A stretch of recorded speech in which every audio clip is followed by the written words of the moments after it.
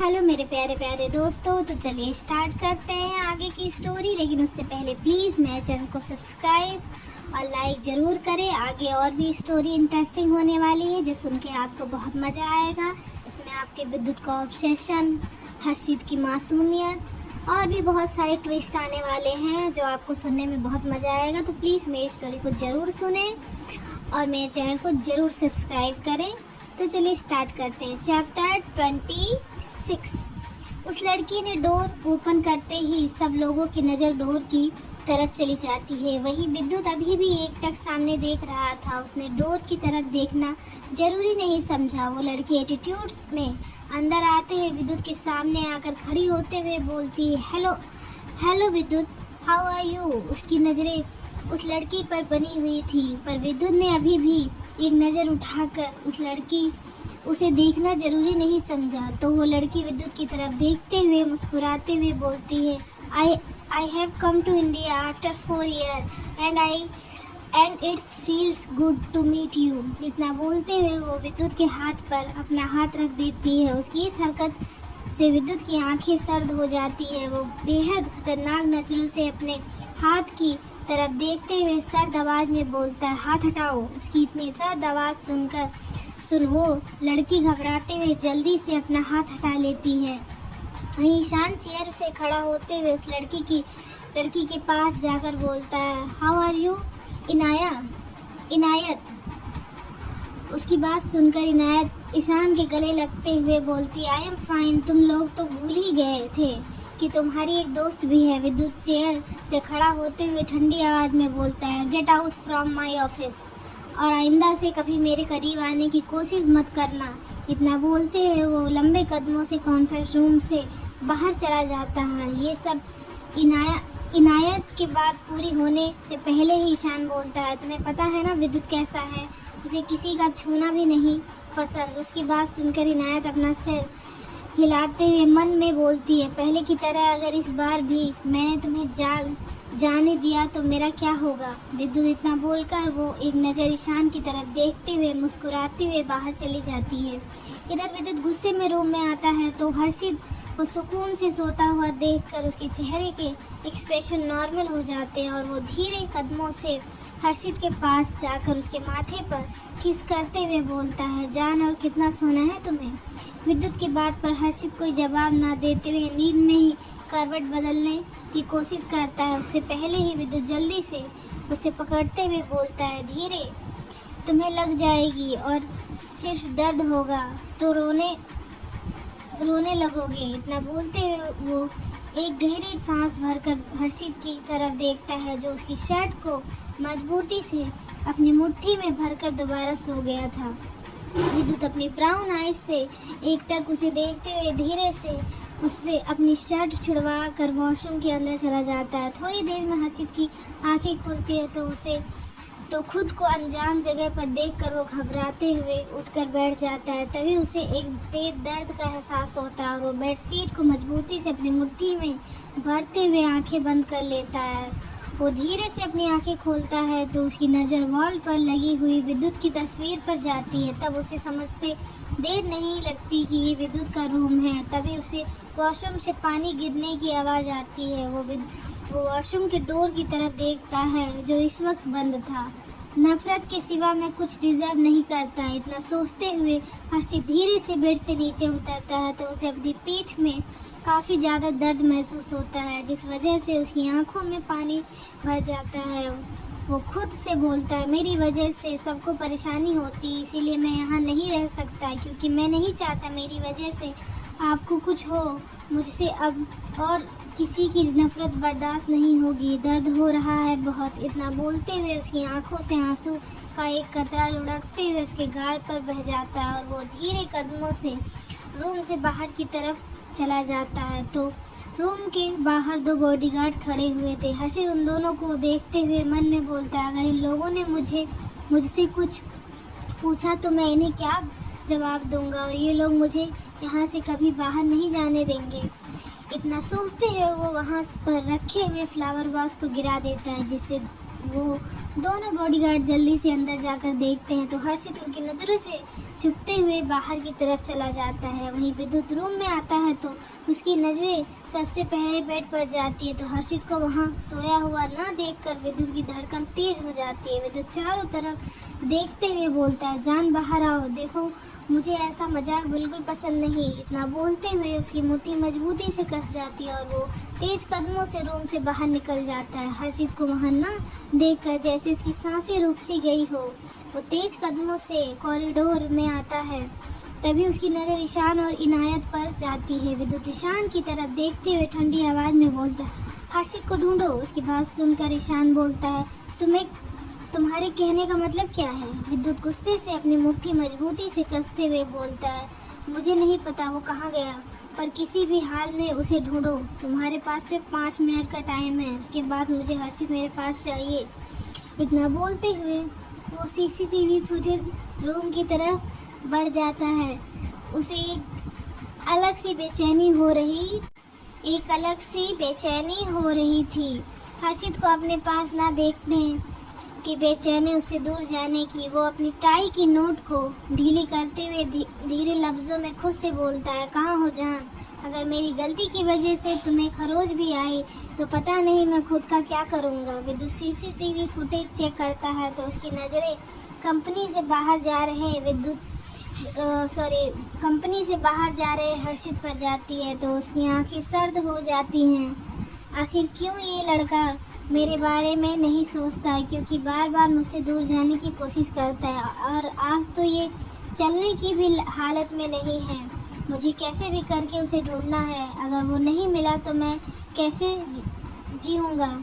अब तो उसके बिना मैं जीने की सोच भी नहीं सकता। इतना कहते हुए विद्युत जल्दी से बिल्डिंग के नीचे आकर अपनी मर्सिडीज में बैठकर वहाँ से निकल जाता है। एक बार फिर से वो अपनी बेचैन नज़रों से सड़कों को देख रहा था, इस उम्मीद में कि उसे हर्षित मिल जाए। सुबह से रात हो गई थी पर हर्षित का कोई पता नहीं था। विद्युत कार से बाहर निकलकर एक जोरदार लात टायर पर मारते हुए बोलता, आखिर कहाँ हो तुम? क्यों नहीं मिल रहे हो मुझे? इतना कहते हुए वो एक बार फिर से कार में बैठकर वहाँ से निकल जाता है। वहीं दूसरी तरफ हर्षित काफ़ी देर से सड़कों पर चल रहा था।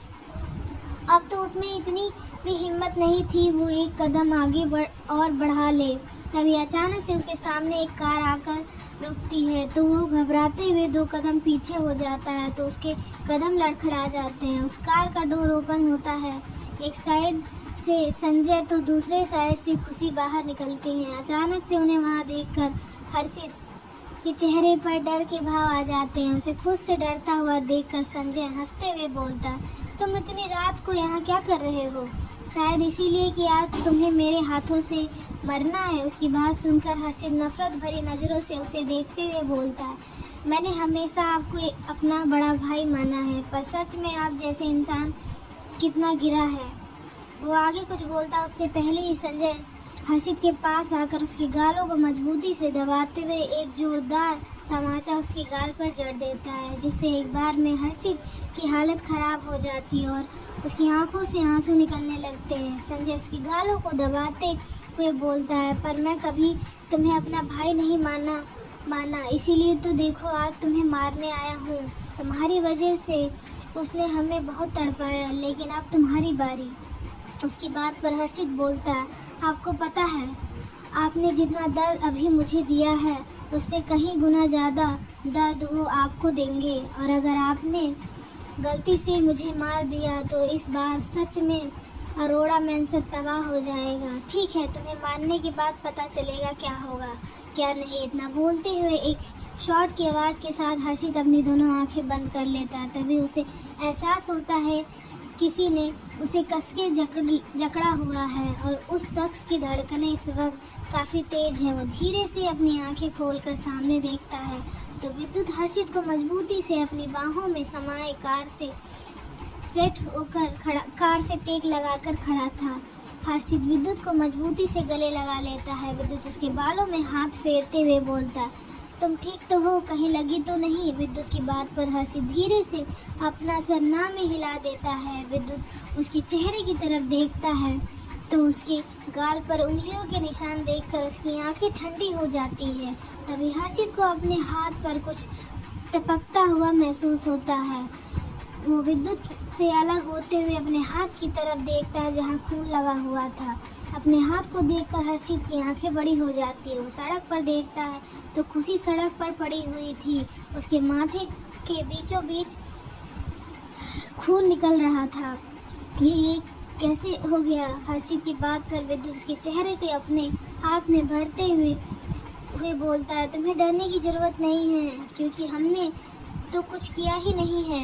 इतना कहते हुए उसके होठों पर एक तिरछी मुस्कान आ जाती है। थोड़ी देर पहले खुशी जो साइड में खड़ी हुई थी, शॉट की आवाज़ से विद्युत ने एक झटके से उसे पकड़कर अपनी तरफ खींचा है तो गोली सीधे उसके माथे को बीचों बीच लगी है। विद्युत हर्षित की कमर से पकड़ते हुए सर्द आवाज में बोलता है, तुम मुझे बिना बताए यहाँ क्यों आए? तुम्हें अपनी हालत का जरा भी अंदाज़ा नहीं है। विद्युत की बात पर हर्षित अपना सिर झुका लेता है।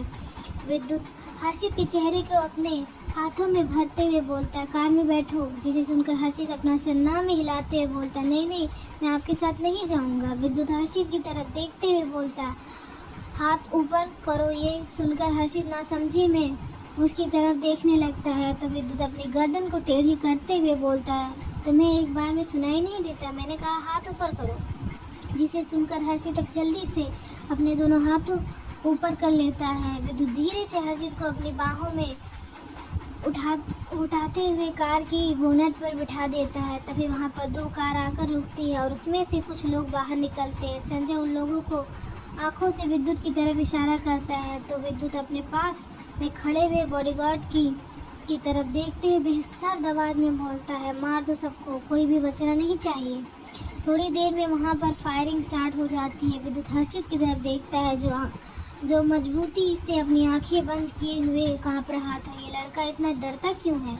इतना सोचते हुए विद्युत हर्षित के हाथ को मजबूती से पकड़ते हुए उसे अपने सीने से लगा लेता है। वहीं एक गोली सीधा हर्षित के कान के पास से गुजर कर जाती है जिससे वो सहम कर विद्युत से चिपक जाता है। विद्युत अपनी कसी मुट्ठियों से अपनी ठंडी नज़रों से संजय की तरफ देखता है जो खुद को कंट्रोल करते हुए धीरे धीरे हर्षित के सिर को सहलाते हुए बोलता है, शिशु कुछ नहीं हुआ, तुम्हें डरने की कोई ज़रूरत नहीं है। जब तक मैं तुम्हारे साथ हूँ मुझे माफ़ करो तो जान, तुम्हें पता है ना, तुम्हें दर्द में देखकर मेरा गुस्सा मेरी बर्दाश्त से बाहर हो जाता है और उस वक्त तुम इतने दर्द में होने के बाद भी बैंडेज नहीं करवा रहे थे। That's why I said all that's to you in anger but I apologise for that.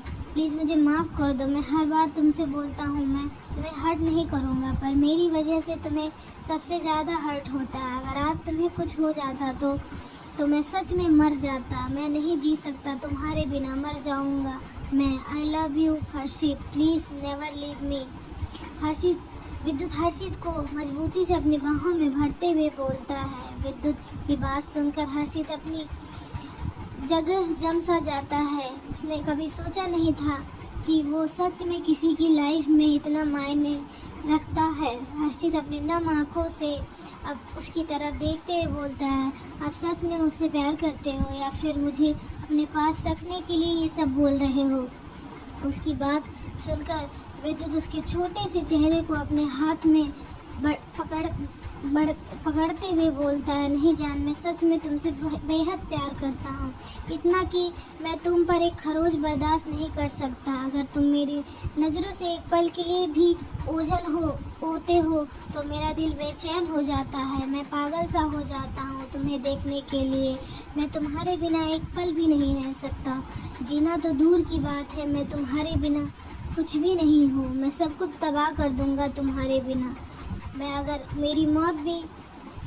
अगर तुम चाहो तो मैं अपनी जान भी दे सकता हूँ, लेकिन मैं तुम्हें नहीं छोड़ सकता। तो प्लीज़ जान, मुझसे दूर जाने के बारे में मुझसे कभी सोचना भी मत। मैं तुम्हें कभी हर्ट नहीं करना चाहता, लेकिन मैं काबू नहीं कर पाता हूँ खुद को। इतना बोलते हुए विद्युत उसके फोरहेड को चूम लेता है। चैप्टर 27।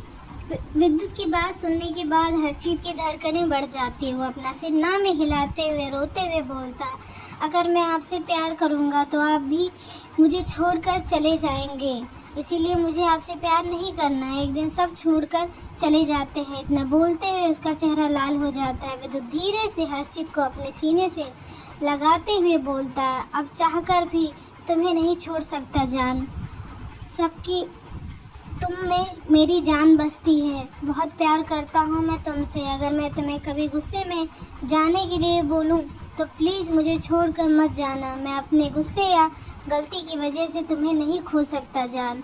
Always need you. तुम कभी भी मुझे बिना बताए कहीं मत जाना। अगर तुम जाते हो तो मेरी जान निकल जाती है, पागल सा हो जाता हूँ मैं। फिर वो उसके लाल पड़े हुए चेहरे को धीरे से अपने हाथों में भरते हुए बोलता है, मैंने तुमसे जो कुछ कहा उसके लिए मुझे माफ़ कर दो।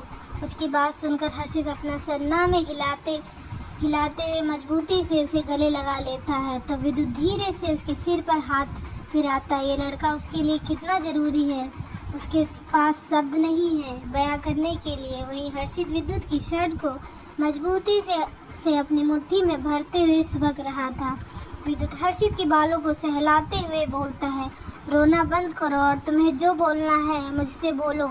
जितना चाहे उतना परेशान करो, मैं कभी तुम्हें कुछ नहीं कहूँगा। बस कभी मुझसे दूर जाने के बारे में मत सोचना। जिसे सुनकर हर्षित की पकड़ उस पर मजबूत हो जाती है। तभी एक गोली सीधा जाकर विद्युत के सीने पर लगती है और वो मजबूती से अपनी आंखें बंद कर लेता है। वहीं आवाज़ सुनकर हर्षित धीरे से अपने सिर उठाकर उसकी तरफ देखता है तो उसके शरीर में एक डर की लहर दौड़ जाती है। हर्षित देखता है विद्युत की वाइट शर्ट खून से लथपथ हो चुकी थी और धीरे धीरे उसकी आंखें बंद हो रही थी। हर्षित जब उसे ऐसे देखता है तो वो उसे पकड़ने की कोशिश करते हुए रोते हुए बोलता, डेविल आप ठीक तो हो।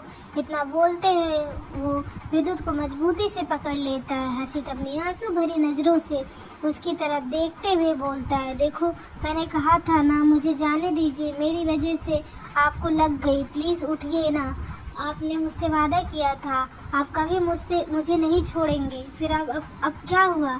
इतना बोलते हुए उसकी आंखों से आंसू का एक कतरा लुढ़कते हुए उसके गाल पर बह जाता है। तभी वहाँ पर काफ़ी सारी कार्स आकर रुकती है। ईशान कार से बाहर निकलता है। उसकी नज़रें जैसे ही विद्युत पर जाती है, उसकी हालत देखकर ईशान की मुट्ठी मजबूती से कस जाती है। उसकी आंखें सर्द हो जाती है। वो चारों तरफ देखता है तो इस वक्त वहाँ कोई नहीं था। ईशान तेज कदमों से विद्युत के पास आकर उसे कंधों से पकड़ लेता है। तभी उसकी नज़र हर्षित पर जाती है जो अपने नीली आंखों में आंसू लिए उसे ही देख रहा था। ईशान उसकी तरफ देखते हुए सख्त आवाज़ में बोलता है, हर्षित कार में बैठो। हर्षित उसकी तरफ देखते हुए अपनी नम आंखों आवाज़ में बोलता है, ये सब कुछ मेरी वजह से हुआ। अगर डेविल मुझे बचाते हुए यहाँ नहीं आते तो आज उनकी ऐसी हालत नहीं होती। मैं सच में नफरत करने लायक हूँ, मेरी वजह से सबको चोट पहुँचती है। इतना बोलते हुए उसकी आंखों में पानी भर जाता है।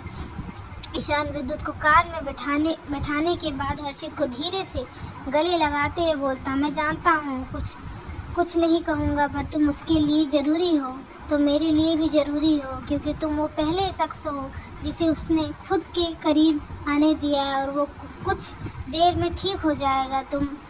बस तुम ठीक रहो। अगर तुम्हें एक खरोच आई तो विद्युत किसी को नहीं छोड़ेगा, मुझे भी नहीं। हर्षित अपनी नम आंखों से उसकी तरफ देखते हुए बोलता है, उन्हें कुछ होगा तो नहीं। ईशान अपना सर ना में हिलाते हुए बोलता है, नहीं कुछ नहीं होगा, उसे कुछ देर में बिल्कुल ठीक हो जाएगा। इतना बोलते हुए वो हर्षित को भी कार में बिठा देता है। करीब 2 घंटे बाद सिटी हॉस्पिटल। हर्षित वार्ड के बाहर खड़ा हुआ था। अपनी नीली आंखों से एकटक अंदर देख रहा था। तभी वार्ड से डॉक्टर बाहर निकलते हैं। उन्हें देखकर हर्षित जल्दी से उसके पास चला जाता है। घबराने की ज़रूरत नहीं है, गोली निकाल दी है, कुछ देर में होश आ जाएगा। इतना बोलते हुए डॉक्टर वहाँ से चला जाते हैं।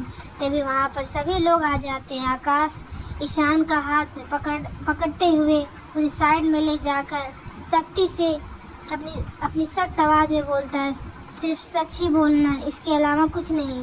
उसकी बात सुनकर ईशान उसे सब कुछ बता देता है, जिसे सुनकर आकाश की मुट्ठी मजबूती से कस जाती है और वो गुस्से से बोलता है, कहाँ है वो लड़का। ईशान बिना किसी भाव से उसकी तरफ देखते हुए बोलता है, उसे कुछ मत कहिएगा।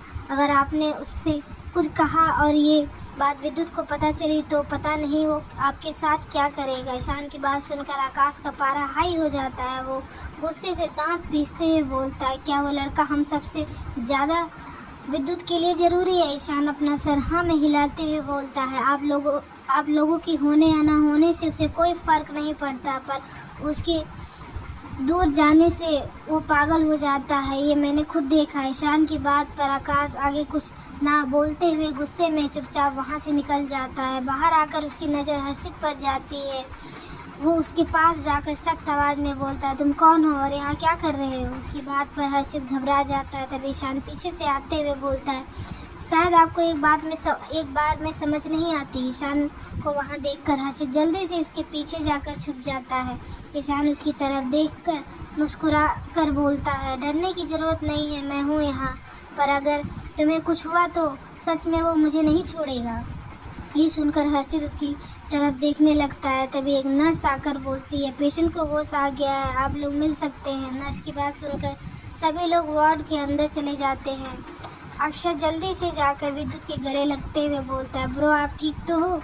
उसकी बात पर विद्युत उसे खुद से दूर करते हुए सर्द आवाज़ में बोलता है, दूर से भी पूछ सकते हो, पास आने की ज़रूरत नहीं थी। उसकी बात पर अक्षय मुंह बनाते हुए पीछे हो जाता है। गायत्री जी उसके पास आकर बोलती हैं, तुमने तो हमें डरा दिया था, पता है कितनी फिक्र हो रही थी मुझे तुम्हारी। विद्युत बिना किसी भाव से उसकी तरफ देखते हुए बोलता है, मैंने नहीं कहा था आप लोग मेरी फिक्र कीजिए, आपको पता है मुझे दिखावा नहीं पसंद।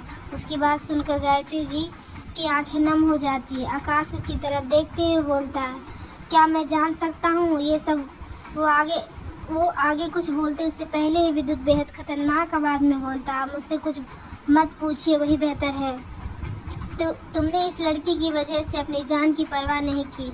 आकाश की बात पर विद्युत के चेहरे के भाव बदल जाते हैं। वो अपनी ठंडी आवाज़ में बोलता, हाँ किया मैंने उसके लिए ये सब, कुछ भी कर सकता हूँ मैं उसके लिए, और सब कुछ बर्बाद कर सकता हूँ सिवाय उसे दूर जाता हुआ देखकर।